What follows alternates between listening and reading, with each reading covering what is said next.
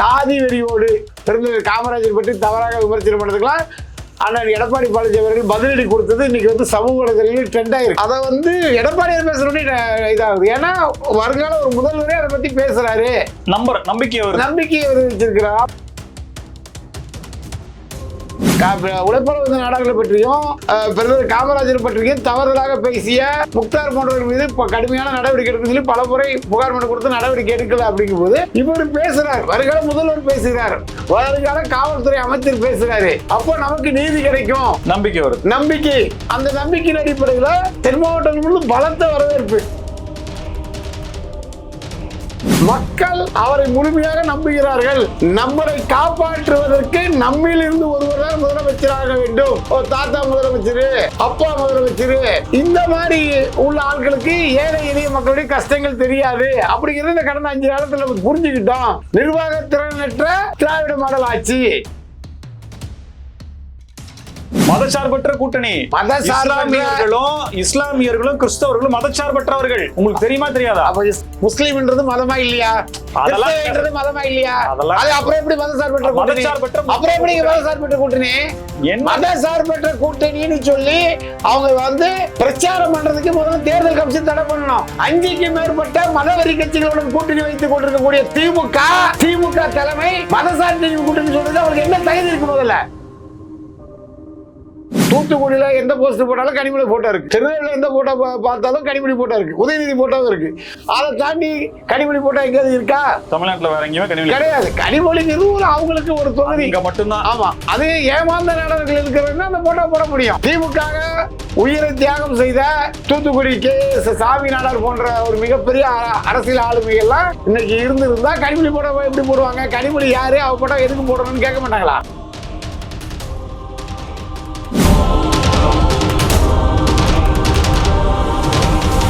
Spectrum Tamil நேயர்களுக்கு வணக்கம். நம்மோடு அரசியல் விமர்சகர் முத்து ரமேஷ் நடந்துக்கிறார், பேசலாம் சார். வணக்கம். வணக்கம் சார்.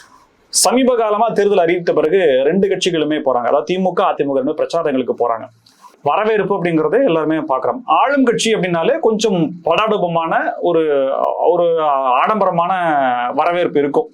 ஆனா இது அப்படியே உல்டாவா எதிர்கட்சிக்கு மிக அதிகப்படியான வரவேற்பும் ஆளும் கட்சிக்கு குறைவான வரவேற்பு இருக்கிறதாக அந்த காட்சிகள்லாம் சொல்லப்படுது. குறிப்பா எடப்பாடி பழனிசாமி அவர்களுக்கு கூடும் கூட்டம், அவர் செல்லக்கூடிய இடங்களுக்கு கூடும் கூட்டம் அப்படிங்கிறது பேசுபொருளாகி இருக்கு. முன்னாடி எல்லாம் மத்திய அரசு பாசிச பாசக அப்படின்னு சொல்லி வார்த்தைக்கு வார்த்தை பேசின முதலமைச்சரும் துணை முதலமைச்சர் இப்பெல்லாம் எடப்பாடி பழனிசாமி அவர்கள் அட்டாக்கிங் மூடல் ஆயிருக்காங்க. இப்ப ஒரு பயத்தின் காரணமாக அப்படின்ற கேள்வி எழுந்திருக்கேன்.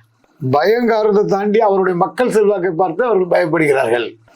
சென்று விடமெல்லாம் கூடும் கூட்டம் தன்னிச்சையாக பொதுமக்கள் அதிக அளவில் கட்சிக்காரங்க கூட்டுறதுங்கிறது ஒரு அரசியல். அதை தாண்டி பொதுமக்கள் தன்னிச்சையாக கூடுறதா இங்க விஷயம்.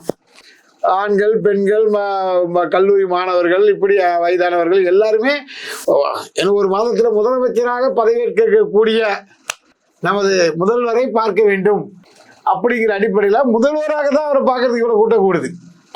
அப்போ முதல்வராக ஒரு ஏழை நடுத்தர மக்களே ஏற்றுக்கொள்ளக்கூடிய அளவுக்கு இவ்வளவு கூட்டம் கூடுதுங்கிற உளவுத்துறை ரிப்போர்ட்டின் காரணமாக இவங்க பாசிச பாஜக பத்தி பேசினால் நம்ம படம் ஓடாது அப்படின்னு சொல்லி இவங்க மதிக்கவே மாட்டாங்க. எடப்பாடியார் அவர்களை பத்தி பார்த்தா இவங்களுக்கெல்லாம் பதில் யார் கொடுப்பானா? ரகுபதி, அந்த அமைச்சர், இந்த அமைச்சர், இந்த மாதிரி ஆட்கள் தான் கொடுப்பாங்க. அப்போ இவருடைய ஆளுமை, இவர் தான் முதல்வராக ஆக போகிறாருங்கிற மக்கள் சில முதல் பார்த்தீங்கன்னா தென் மாவட்டங்களில் அவருக்கு செல்வாக்கில் எல்லாம் சொல்லப்படும். இப்போ என்ன நடந்துச்சு? கன்னியாகுமரியில் அவருக்கு கூட்டின கூட்டம் வரலாற்றில் இதுவரை எந்த தலைவருக்கும் கூடாத கூட்டம். அதே மாதிரி ராதாபுரம் திருநெல்வேலி மாவட்டம், அதே மாதிரி தென்காசியில் அவர் பெருந்தலைவர் காமராஜர் தொண்டர்களையும் நாடார்களையும் அவங்களுடைய கோரிக்கை, அதாவது திருச்சி சிவா போன்ற சுயநலவாதிகள் தங்களுடைய அரசியல் ஆதாயத்திற்காக சாதி வெறியோடு பெருந்தலைவர் காமராஜர் பற்றி தவறாக விமர்சனம் பண்ணதுக்கெல்லாம் அண்ணன் எடப்பாடி பழனிசாமி அவர்கள் பதிலடி கொடுத்தது இன்னைக்கு சமூக வலைதளங்களில் ட்ரெண்ட் ஆயிருக்கு. அந்த பிரச்சனை நீங்க எடுக்கக்கூடிய ஸ்டாண்டு அது இப்போ பேசு பொருளாகுது இல்லையா? ஆமா, அத எடப்பாடியார் பேசுறோன்னே இதாகுது. ஏன்னா வருங்கால ஒரு முதல்வரே அதை பத்தி பேசுறாரு. அப்போ நாளைக்கு முக்தாரை கைது செய்யறது மிக எளிமையாக நடக்கும். நம்பிக்கையை வச்சிருக்கிறார். அப்படிங்கும் போது மக்கள் ஒட்டுமொத்தமாக எடப்பாடி அவர்கள் ஒரு எளிமையான ஒரு மகன், நம்மளில் ஒருவர், நம்முடைய உணர்வை புரிந்து கொண்டவர். காமராஜர் என்பவர் ஒரு சாதி மத இன வேறுபாடுக்கு அப்பாற்பட்டு அனைத்து கட்சி தலைவர்களும் போற்றக்கூடிய ஒரு தலைவர். அவரை பற்றி இந்த காலகட்டங்களில் தவறுதலாக எதுக்கு திமுகவினர் தொடர்ந்து பேசி வருகிறார்கள். அப்போ அது தவறு அப்படிங்கிறத அவர் சுட்டி காட்டும் போது உழைப்பாளர் வந்த நாடாக்களை பற்றியும் பிரதமர் காமராஜர் பற்றியும் தவறுதலாக பேசிய முக்தார் போன்றவர்கள் மீது கடுமையான நடவடிக்கை எடுக்க சொல்லி பல முறை புகார் மனு கொடுத்து நடவடிக்கை எடுக்கல. அப்படிங்கும் போது இவர் பேசுறார், வருங்கால முதல்வர் பேசுகிறார், வருங்கால காவல்துறை அமைச்சர் பேசுறாரு. அப்போ நமக்கு நீதி கிடைக்கும் நம்பிக்கை வருது. நம்பிக்கை, அந்த நம்பிக்கையின் அடிப்படையில் தென் மாவட்டங்கள் பலத்த வரவேற்பு. ஒரு சைடில் பார்த்தீங்கன்னா ஒரு சில சாதி அமைப்பினர்கள் வந்து அவரை பற்றி தவறுதலாக பேசி நாங்கள் அதை படிக்கணும் இதை படிக்கணும் தென் மாவட்டங்கள் அப்படின்னாங்க. ஆனால் இன்னைக்கு பார்த்தீங்கன்னா ஒட்டுமொத்த அந்த சமுதாயமே அவரை வந்து பூர்ண மரியாதை கொடுத்து கூப்பிட்டு அழைச்சி போகக்கூடிய நிகழ்வுகள்லாம் நடக்கிறது. இது வந்து ஒரு முதலமைச்சர் ஆகிறதுக்கான ஒரு அறிகுறியாக மக்கள் அவரை முழுமையாக நம்புகிறார்கள். நம்மளை காப்பாற்றுவதற்கு நம்மிலிருந்து ஒருவர் தான் முதலமைச்சராக வேண்டும். தாத்தா முதலமைச்சர், அப்பா முதலமைச்சர், இந்த மாதிரி உள்ள ஆட்களுக்கு ஏழை எளிய மக்களுடைய கஷ்டங்கள் தெரியாது அப்படிங்கிறது இந்த கடந்த 5 காலத்தில் புரிஞ்சுக்கிட்டோம். நிர்வாகத்திறனற்ற திராவிட மாடல் ஆட்சி. இப்படி இருக்கும்போது மக்களினுடைய பிரச்சனைகளை கூர்ந்து கவனித்து மக்களுடைய பிரச்சனையை சரி செய்யக்கூடிய ஒரு சாதாரண கிளைக்கழக செயலாளராக அரசியல் பயணத்தை ஆரம்பித்து மாவட்ட செயலாளராக, சட்டமன்ற உறுப்பினராக, நாடாளுமன்ற உறுப்பினராக, பொதுப்பணித்துறை அமைச்சராக, தமிழ்நாட்டில் 4 வருடம் 3 மாதம் ஒரு சிறப்பான ஆட்சியை கொடுத்த முதலமைச்சராக, அப்போ இவரை போன்ற ஒரு அரசியல் ஆளுமைதான் தமிழ்நாட்டை ஆள வேண்டும் என்பதை மக்கள் உறுதியாக படுத்தியிருக்காங்க. இதில் CNN கருத்து கணிப்பு கூட ஒரு கொஞ்ச நாளைக்கு முன்னாடி நடக்கும் போது குறைஞ்சிருந்துச்சு. இப்போ அது இன்க்ரீஸ் ஆகிட்டு இருக்கிறத நம்ம பார்க்குறோம். நிச்சயமாக 200க்கும் மேற்பட்ட தொகுதிகளில் அதிமுக கூட்டணி வந்து வெற்றி பெற்று மிகப்பெரிய அளவில் ஆட்சி அமைப்பார்கள் என்று சாதாரண பொதுமக்கள் எல்லாம் பேச ஆரம்பிச்சிட்டாங்க. இதுல என்ன ஒரு முக்கியமான விஷயம்னா திமுககாரங்களே அதை பேச ஆரம்பிச்சிட்டாங்க. திமுகவுக்கு ஆதரவாக செயல்படக்கூடிய திமுக களப்பணி செய்யக்கூடிய, களத்தில் நின்று பார்க்கக்கூடிய திமுகவினர்களுக்கே தெரிகிறது எடப்பாடி தான் அடுத்த முதல்வர். நம்ம என்ன 5 வருஷம் வருது, ஆமா கூட்டம் நிறைய வருது. மக்கள் களத்துக்கு போறாங்களே, களத்துக்கு போகும்போது மக்கள் சொல்றாங்க திமுக ஆட்சியில வந்து 3 முறை கட்டண உயர்வுல இருந்து, வீட்டு வசதி உயர்வுல இருந்து, தொடர்ந்து போராட்டங்கள் இருந்து எல்லாமே மக்கள் மனதில் ஆழமாக பதிஞ்சு இருக்கிறது. சொல்ல போனா கஞ்சா போன்ற போதைப் பொருட்கள் குக்கிராமங்கள் வரை வந்துருச்சு. இதுக்கு காரணம் நிர்வாக திறனற்ற ஸ்டாலின் அரசுங்கிறத ரொம்ப பாமர மக்கள் உணர்ந்திருக்கிறார்கள். அதனால இவங்க ஓட்டுக்கு 5000 கொடுத்து வாங்கிடலாம், 2000 கொடுத்து வாங்கிடலாம், 10,000 ரூபாய் வாங்கிடலாம் கொடுத்து வாங்கிடலாம் அப்படின்னு காணக்கூடிய கனவுகள் பகல் கனவாக, பலிக்காத கனவாக மாறிவிட்ட நிலையில் அப்போ நம்மளுடைய எதிரி எடப்பாடியார் தான் அப்படிங்கிற அளவுக்கு இப்போ முதல்வரும் துணை முதல்வரும் அட்டாக் பண்ணக்கூடிய நிகழ்வுகள் தொடர்ந்து நடந்துட்டு இருக்கு. திமுக சார்ந்த கட்சிகள் இருக்கக்கூடிய பொறுப்புகள் இருக்கக்கூடியவங்க பிரச்சாரத்துக்கு போகும்போது தாங்கள் செய்த சாதனைகளையும் கட்சியினுடைய பெருமைகளையும் பேசுறது அப்படிங்கறத ஓகே. முதலமைச்சர் குடும்பத்தில் இருக்கக்கூடிய உறுப்பினர்கள் நேத்து ஒருத்தர் போகும்போது அவருடைய மருமகன், முதலமைச்சருடைய மருமகன், எங்க கட்சி இருக்கு, எங்க ஸ்கீம்ஸ் இருக்கு அப்படின்ற மாதிரி அவர் பேசுறாரு. அவர் திமுகவில் உறுப்பினரா? அவர் பிரச்சாரத்துக்கு வருவதற்கான அடிப்படை முகாந்திரம் என்ன? அவர் சொல்றாரு அப்படின்னா சமீபத்தில் தான் ராசா அவர்களுடைய டேப் ரிலீஸ் ஆச்சு. இப்போ அதுல சொல்லப்படக்கூடிய விஷயங்கள் இவர் நடந்துக்கிற விஷயங்கள்ல ஒத்து போகுதா? அப்ப குடும்ப ஆட்சியா அப்படின்னு பல கேள்விகள் வருது. உங்களுடைய பார்வை என்ன? நீங்க திமுக வேற, மு கருணாநிதி குடும்பம் வேற அப்படின்னு நினைக்க கூடாது. எல்லாம் ஒண்ணுதான். திமுக குடும்பம் தான் கருணாநிதி குடும்பம், கருணாநிதி குடும்பம் தான் திமுக குடும்பம். அப்போ ஸ்டாலின் அவர்களுடைய மருமகன் மறைமுகமாக வேட்பாளர் தேர்வுல இருந்து, முக்கியமான பொறுப்புகள் போடுறதுல இருந்து, டிரான்ஸ்ஃபர் பண்றதுல இருந்து, வேலை போடுறதுல இருந்து பல்வேறு அரசு இயந்திரத்தில் தன்னுடைய அதிகாரத்தை துஷ்பிரயோகம் பண்ணியிருக்கிறாரு. முதலமைச்சர்கள் 4 முதலமைச்சர்கள் ஒரு முதலமைச்சர் அப்படி செயல்பட்டாங்க அப்படின்றது.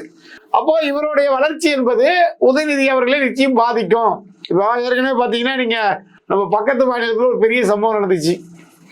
NTR அவர்கள் தெலுங்கு தேச மக்கள் தேவுடா என்று கடவுளாக வழிபடக்கூடிய ஒரு மிகப்பெரிய தலைவராக இருந்தார். தெலுங்கு தேச கட்சியை வந்து உருவாக்கி அந்த கட்சி ஆட்சியில இருந்து மிகப்பெரிய சரித்திர சாதனைகளை படைத்த ஒரு தலைவர். ஆனால் அவருடைய கடைசி காலங்களில் என்ன நடந்தது?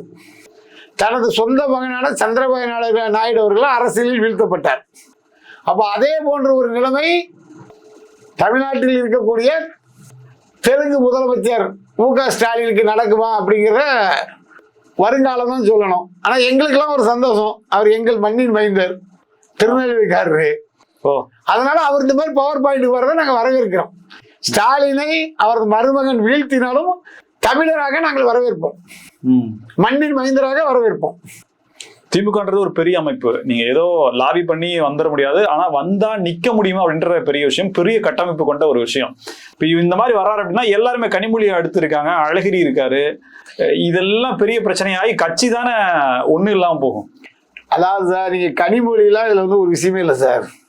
கனிமொழி வந்து நாடார் சமுதாய கூட்டத்துக்கு வந்து நாடாருங்கிற பெயரை பயன்படுத்தாதீங்கன்னு சொல்லி ரிக்வஸ்ட் வச்சாங்க. அந்த நிகழ்வு நீங்க பார்த்துருப்பீங்க. அது எங்க சென்னை நெல்லை தூத்துக்குடி நாடக சங்க கட்டட திறப்பு விழா நடந்துச்சு.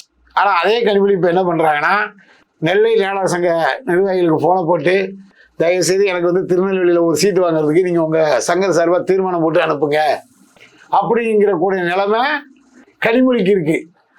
சாதி வேண்டாம், சாதி பெயரை பயன்படுத்தாதீர்கள் என்று சொன்ன கனிமொழி நாடார் சங்கங்களுடைய தயவில் தனக்கு எம்எல்ஏ சீட்டு வேண்டும் என்று கெஞ்சக்கூடிய நிகழ்வுகள் இருக்கிறது.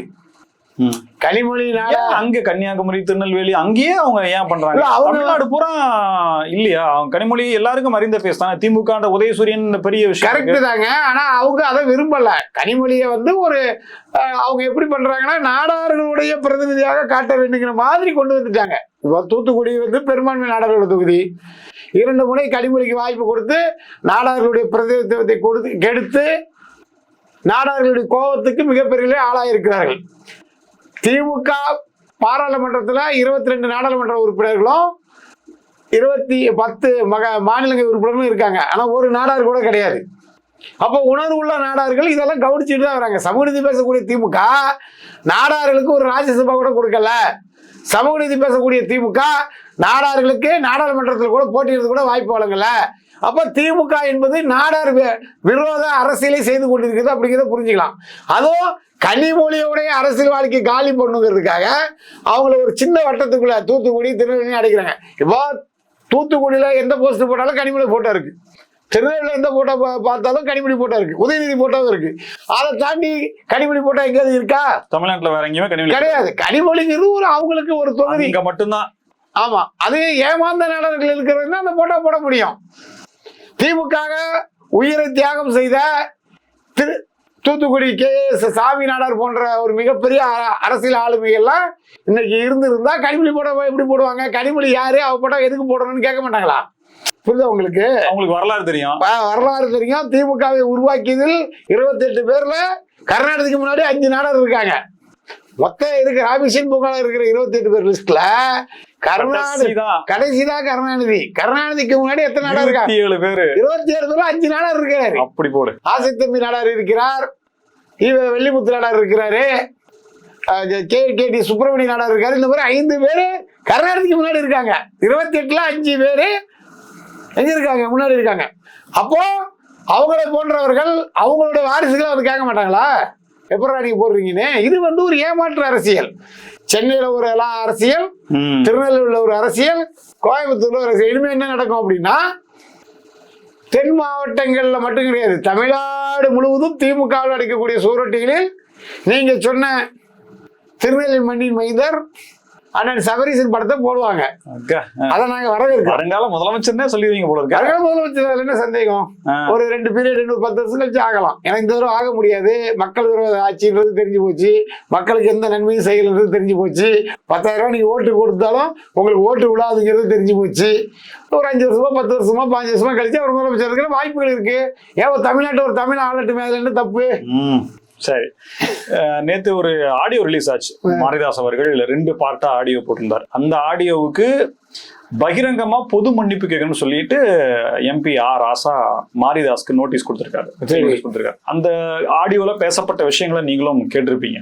இப்போ நடக்கிற விஷயங்கள், முதலமைச்சருடைய அதிகாரம், முதலமைச்சருடைய ஸ்பான்டேனியஸ்னஸ், அதனால முடிவெடுக்கும் திறன், இதெல்லாம் நீங்க ஒரு மதிப்பீடு சொல்லுங்களேன். இல்ல, அதாவது திமுகவில் அவர் பேசுறது என்ன சொல்றாரு, அவர் என்னமோ பெரிய ஒரு ராஜதந்திரி மாதிரியும், ஆர் ராசா முதல்வர் ஸ்டாலின் அவர்கள் வந்து என்ன சொல்றது, அவருக்கு வந்து மூலிகை இல்லாதுங்கிற மாதிரியும் சொல்றதுங்கிறதெல்லாம் வந்து ஒரு கட்சியின் தலைமை ஏற்றுக்கொண்டு, தலைவராக ஏற்றுக்கொண்டு, அவரை வச்சு பதவி சுகம் அடைஞ்சு கொண்டு பேசுறதுங்கிறது ஏற்படுறது கிடையாது. அவர் மட்டும் சொல்லலையே, 2-3 பேர் நிறைய பேர் சொல்றாங்க. இருந்தாலும் இந்த மாதிரி ரெக்கார்டிங் பண்ணி இது வரும்போது தமிழ்நாட்டோட இந்த ரெக்கார்டிங் வந்து நீங்க நினைக்கிற மாதிரி தமிழ்நாட்டில் மட்டும் வைரல் ஆயிடுச்சுன்னு நினைச்சிட்டு இருக்கீங்க. அது தப்பு. இந்தியா முழுவதும் இது வைரல் ஆயிருக்கு. நார்த் இந்தியாக்காரன் நம்மளை காரி துப்புவான். தமிழ்நாடு வந்து கல்வியில் சிறந்த தமிழ்நாடு சொல்லக்கூடிய முதலமைச்சர் இந்த மாதிரி ஒரு கத்தி முதலமைச்சரா? இதை வந்து அவன் கட்சியை சேர்ந்த முன்னாள் நம்ம மத்திய அமைச்சரே சொல்றாருங்கிறத விஷயம். எதிர்கட்சி தலைவர்கள் பேசுறதுக்கு வேற. அவருடைய கட்சியில நாடாளுமன்ற உறுப்பினராக இருக்கக்கூடிய, கட்சியில் முக்கிய பொறுப்பில் இருக்கக்கூடிய ஆர் ராசா பேசும்போது, ஆர் ராசாங்கிறது வந்து உங்களுக்கு ஸ்பெக்ட்ரம் உள்ள உலகம் முழுவதும் ஒரு அறியப்பட்ட ஒரு ஃபேஸ். அப்போ அந்த நபர் தன்னுடைய கட்சி தலைவரை, தமிழகத்தினுடைய முதல்வரை இந்த மாதிரி பேசுறாருங்கிறது ஒட்டுமொத்த தமிழகத்துக்கும் தலைக்குடிவு. அதுல அந்த விஷயத்தை தாண்டி பணம் கொடுத்தாங்க, அது கலைஞர் டிவிக்கு தான் போச்சு அப்படின்ற விஷயமும், தன்னை யாரும் பார்க்கல அப்படின்ற மாதிரியான ஒரு கருத்தையும் அவர் பதிவு பண்றாரு. இது வந்து சிபிஐ விசாரிக்க வேண்டிய ஒரு விஷயம். ஸ்பெக்ட்ரம் ஊழலை விசாரிச்சா அந்த குழுக்கள் விசாரிக்க வேண்டிய விஷயம். இது வந்து ஸ்பெக்ட்ரம் பணத்துல தான் கலைஞர் ஆரம்பிச்சாங்களா இல்லையா, இது எல்லாருக்கும் எல்லாம் தெரிஞ்ச விஷயம் தான். ஏற்கனவே அதுல வந்து காங்கிரஸ் வந்து கனிமொழியையும் ஆர் ராசாவையும் தீகாரிஜில வச்சு வரலாறுலாம் உண்டு. அப்போ ஒப்புதல் வாக்குமூலம் மாதிரியே இருக்கு. ஒப்புதல் வாக்குமூலம் தான். இந்த ஒப்புதல் வாக்களை வச்சு பிஜேபி ஏன் இவங்க மேல இது வரைக்கும் நடவடிக்கை எடுக்கல? இப்போ ஒப்புதல் வாக்குமூலம் இருக்குது, சமூக வலைதளங்கள் வெளியாயிருச்சு, ஏன் பிஜேபி இது வரைக்கும் நடவடிக்கை எடுக்கல? எஃப்ஐஆர் வேணும்ல, எஃப்ஐஆர் போட தானே. எஃப்ஐஆர் யார் போடணும்? மாநில மத்திய அரசு போட முடியாது. அதுக்கு மத்திய அரசு நினைத்தால் போடலாம். இது சம்பந்தப்பட்ட பேசக்கூடிய நபர் அந்த காலகட்டங்களில் அவர் மத்திய அரசு மன்மோகன் சிங் இருந்து எல்லா கதையும் பேசுறாரு, அப்படிதானே? ஆமா. அப்படிங்கும்போது இது மத்திய அரசு அவங்களாவே ஒரு வழக்கு பதிவு பண்ண வேண்டியது. அது வந்ததுன்னா என்ன நடக்குதுன்றது பாருன்னு ஒரு பொடி வச்சு பேசுறாங்க. புத்தகம் வந்துருச்சா இல்லையா? வரல, இனிமேல் தான் வரப்போகுது. இனிமேல் வராது. வந்ததுன்னா காங்கிரஸ் வாழ்க்கையிலேயே வெளியே வர முடியாது. இது ஆர் ராசா அவர்கள் தன்னுடைய அரசியல் எதிர்காலத்துக்கு வைத்துக் கொண்ட சூன்யமா பார்க்கலாமா? இல்ல சார், இது அவருடைய நண்பர் யாரையோ ஒருத்தட்ட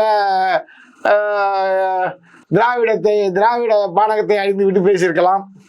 திராவிட பானகம் உங்களுக்கு தெரியுது இல்ல, தெருக்கு 3 மூலைக்கு நம்ம ஏழை நடுத்தர மக்களுடைய சொல்ல போனா இந்தியாவிலே அதிக விதவையை உருவாக்கிய திராவிட பானம்.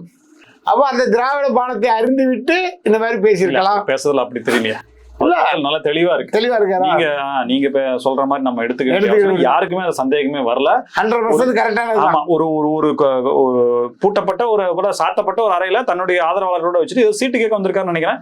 அப்ப அந்த திகார்ல இருந்து வந்த விஷயங்களை வச்சு அவரு பேசுறாரு. என்னை யாரும் பார்க்கவே வரல, ஆதங்கப்படுறாரு. எப்படி இருந்தாலும் என்ன யாருமே பார்க்க வரல. இப்ப என்ன ஆகுனா, அவர் ஒரு ஸ்டாண்ட் எடுப்பாரு. தலித்துக்கு அவர் செக் வைக்கிறாருங்க, என்ன ஒண்ணும் பண்ண முடியாதுன்னு சொல்றாரு. என்கிட்ட ஒரு லகான் இருக்கு அப்படின்ற கருத்தையும் அவர் சொல்றாரு. அவருதான் இப்படி சொல்லணும். இது சம்பந்தமா இவங்க வந்து இன்னைக்கு நம்ம எதிர்கட்சி தலைவர் கூட அதை சொல்லியிருந்தாரு. இந்த மாதிரி ஒரு டேப் வைரல் ஆயிட்டு இருக்கு, இந்த மாதிரி ஒரு கேவலமான ஒரு முதல்வர், ஒரு கேவலமான கட்சி தலைவர், கேவலமான கட்சி தொண்டர் ஆர் ராசா, இந்த மாதிரி எல்லாம் நடந்துட்டு இருக்குது அப்படிங்கிறத நம்ம சொல்றாங்க. இதுல நம்ம என்ன, நம்மளோட பார்வை என்னன்னா, இது எது எப்படி இருந்தாலும் ஒரு தலைவரை, அவங்க கட்சி தலைவரே இந்த மாதிரி கேவலமாக பிரச்சனை பண்றதுக்கு ஏற்றுக்கொள்ள முடியாது. அதுக்கு அவர் தான் நடவடிக்கை எடுக்கணும். கட்சி தலைவராக, முதல்வராக, தமிழகத்தின் முதல்வருடைய மானத்தை இந்தியா முழுவதும் வாங்கிய, கடுமையாக விமர்சனம் பண்ணி வாங்கிய ஆர் ராசா யார் நடவடிக்கை எடுக்கணும்? கட்சி தலைமை தான். திமுகவில் சீட்டுகள் ஒதுக்கப்பட்டு கூட்டணி கட்சிகளுக்கும் ஒதுக்கப்பட்டிருக்கு. அதுல திடீர்னு பாத்தீங்கன்னா தமிழர் சேனை கட்சியா, தமிழர் தேசிய கட்சியான ஒருத்தர் மஞ்சள் சட்டை போட்டு போய் சேர்றாரு. அவருடைய பின்புலம் எல்லாமே வந்து ஒரு இந்துத்துவ அமைப்புகளோட தொடர்பு அப்படின்ற மாதிரியான சொல்றது. செல்வகுமார் அவருடைய பேரு, நத்தம் வேட்பாளரா அவர் தான் அறிவிக்கப்பட்டிருக்காரு. பிரச்சாரமும் போயிட்டு இருக்கு. இஸ்லாமிய அமைப்புகள் இப்போ எதிர்ப்பு தெரிவிச்சிருக்காங்க, தலைமை வரைக்கும் போயிருக்காங்க. திமுக தலைமை வரைக்கும் போய் இவருடைய பின்புலம் இந்துத்துவ அமைப்பு, ஒரு அதாவது மதச்சார்பற்ற முற்போக்கு கூட்டணியில இவர் இந்துத்துவ அமைப்புகளை சேர்க்கலாமா அப்படின்னு சொல்லி அவர் போர்க்கடி தூக்கியிருக்காருங்க. என்னங்க நடக்கும்? நீங்க எப்படி? முதல்ல வந்து நீங்க இந்த மதசார்பற்ற கூட்டணிங்கிற வார்த்தையை பயன்படுத்துறதுக்கு வந்து உங்களை வன்மையா கண்டிக்கிறேன். மதச்சார்பற்ற கூட்டணி, இஸ்லாமியர்களும் கிறிஸ்தவர்களும் மதச்சார்பற்றவர்கள். உங்களுக்கு தெரியுமா தெரியாதா? முஸ்லிம் மட்டும்தான் மதவெறியர்கள். சொல்லுங்க சார், முஸ்லிம்ன்றது மதமா இல்லையா? அதெல்லாம் மதமா இல்லையா? அப்புறம் எப்படி மதசார்பற்ற கூட்டணி? அப்புறம் எப்படி மதசார்பற்ற கூட்டணி? மதசார்பற்ற கூட்டணின்னு சொல்லி அவங்க வந்து பிரச்சாரம் பண்றதுக்கு முதல்ல தேர்தல் கமிஷன் தடை பண்ணணும். 5க்கு மேற்பட்ட மதவெறி கட்சிகளுடன் கூட்டணி வைத்துக் கொண்டிருக்கக்கூடிய திமுக தலைமை மதசார்பு கூட்டணி சொல்றது அவங்களுக்கு என்ன தகுதி இருக்கு? முதல்ல என்ன தகுதி இருக்கு? பல சாதி வெறி அமைப்புகளுடன், சொல்லப்போனா தெலுங்கு மனவாட அமைப்புகளுடன் கூட்டணி வச்சுக்கிட்டு சாதி வெடிப்பு பேசுறதுக்கு திமுக என்ன தகுதி இருக்கு? திமுக என்பது இன்னைக்கு வந்து சாதி மத இன வெறி கட்சிகளுடைய கூட்டணி கூடாரம். இவங்களுக்கு வந்து சமூக நீதி பத்தி பேசுறதுக்கோ சமத்துவம் பேசுறதுக்கோ எந்த அடிப்படை தகுதியும் கிடையாது. அண்ணன் செல்வகுமார் அவர்கள் அவர் மட்டும்தான் இந்துத்துவ பின்னில் வந்தாரா? இந்த திமுக இந்துத்துவ பின்னில் யாருமே வரலையா? டாக்டர் மைத்திரன் ஒருத்தர் 1.5 வருஷத்துக்கு முன்னாடி கட்சியில சேர்ந்தாரு. யார் அவரு? அவருடைய பின்னணி என்ன? RSS உடைய முழு நேர ஊழியர், RSS உடைய பிரச்சாரக்கு. அவரை திமுக சேர்க்கிறீங்க. அதை எதிர்க்கிறதுக்கு எந்த முஸ்லிம் அமைப்புக்கு துப்பு இல்ல. ஏன்னு கேட்டா நம்மள வந்து கூட்டணிக்கு நமக்கு 1 சீட்டா 2 சீட்டா கிடைக்காது அப்படிங்கிற பயம் காரணமாக பயந்து ஒளிஞ்சு கூடக்கூடிய ஆட்கள் இன்னைக்கு அண்ணன் செல்வகுமாருக்கு வந்து சீட்டு கொடுத்ததை வந்து எதிர்க்கிறது எப்படி? பிரச்சாரத்துக்கே போக மாட்டேன்னு தலைமை பிரச்சாரத்துக்கு போனா என்ன போகாட்டி என்னங்க? தமிழ்நாட்டுல 200க்கும் மேற்பட்ட இடங்களில் திமுக படுதல் அடைய போகுது. புரியுது அவங்களுக்கு? அவங்க பிரச்சாரத்துக்கு போனாலும் ஒண்ணும் கிடையாது, போகாட்டி ஒண்ணும் கிடையாது.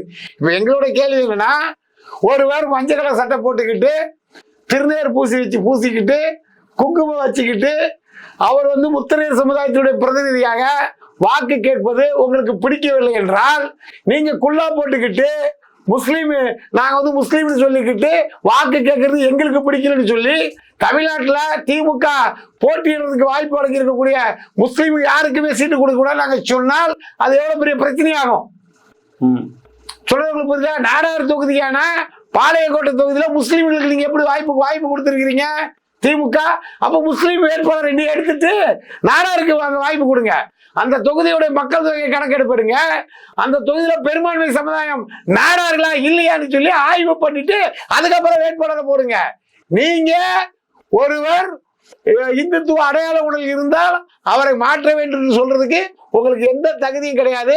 மதசார்பற்ற கூட்டணி சொல்றதுக்கும் உங்களுக்கு எந்த தகுதியும் கிடையாது. அவங்க இந்துன்னு சொல்ல கிடையாது, இந்துத்துவ அமைப்புகளோடு தொடர்பு, மதவாத சக்திகளோடு.